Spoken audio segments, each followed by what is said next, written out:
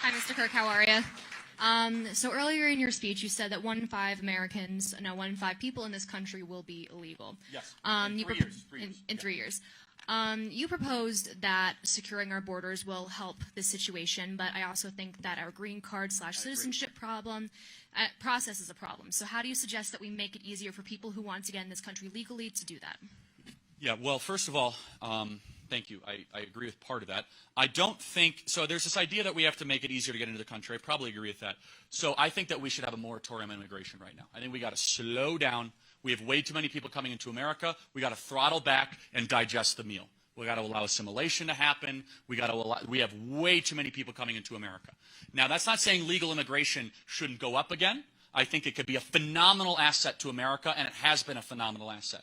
But many times in American history, specifically the 1950s and early 1960s, we ratcheted back to almost zero immigration into America. The reason is post-World War II. Of course, you know, there was a lot of damage in other places, but there was plenty of people that wanted to come to America in the 1950s, a ton.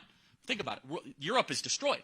But they said, we have a moral obligation to World War II veterans to make sure they have good wages, good jobs, and we're going to deliver for them. That was a moral argument, right? And so legal immigration should always be viewed through the prism, does it benefit the country and the citizens that are already here?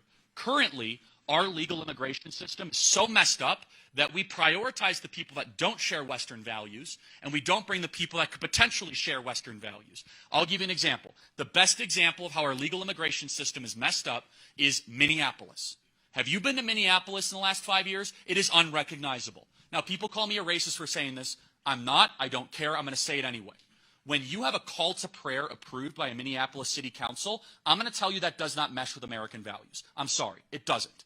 And when you come into this country and you have someone like Ilhan Omar that talks endlessly about how awful America is, despite being a beneficiary of the generosity and benevolence of America, I say there's something fundamentally wrong with that, right?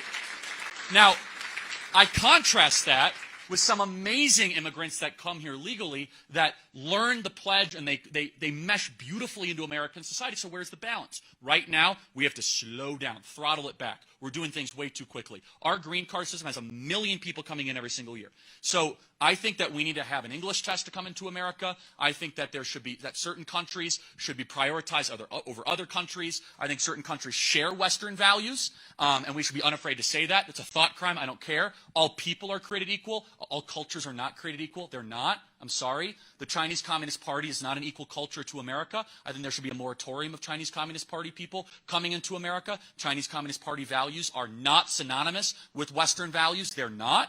Instead, I want people that fit into the American experiment, fit into the story. And that's not a racial thing, by the way, at all, whatsoever. I believe that Cubans can make have and will make and do make the greatest Americans in America. It's not a racial thing. Instead, you look at it and say, wow, is this actually making America more free and fulfilling our obligation to our fellow countrymen? What I just said, I get attacked wildly for. I don't care. It's true, and someone needs to say it. And opening your borders, say anyone can come for any reason whatsoever, regardless if they speak the language, regardless if they agree with Western values, regardless of their belief in the Constitution, it's wrong. And it's destroying the country from within. It is. And you see it in Minneapolis. You have Ilhan Omar elected to public office. She is the mascot for an immigration moratorium. You see her, you're like, there's something wrong with that. She has nothing but negative, vile, mean things to say about America when she was rescued in a Kenyan refugee camp and brought in by our own benevolence. Guess what? Our generosity has been taken advantage over the last 20 years. It's time we put our citizens first. Thank you.